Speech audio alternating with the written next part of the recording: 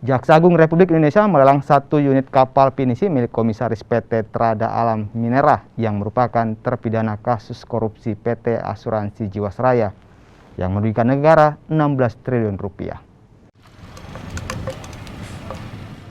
Setelah mendapat kekuatan hukum tetap, Jaksa Agung melelang kapal pinisi yang merupakan hasil sitaan dari terpidana kasus korupsi dan pencucian uang yang melibatkan PT Asuransi Jiwasraya. Kapal pinisi ini dilelang secara daring dengan harga 7 miliar rupiah.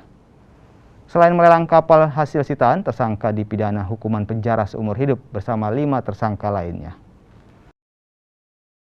Jaminan 2 miliar 500 juta, ya, 2 miliar 500 juta, dan penawarannya akan dimulai pada hari Kamis tanggal 25 November 2021. Waktu penawaran jam 10.30 sampai 12.00 WITA.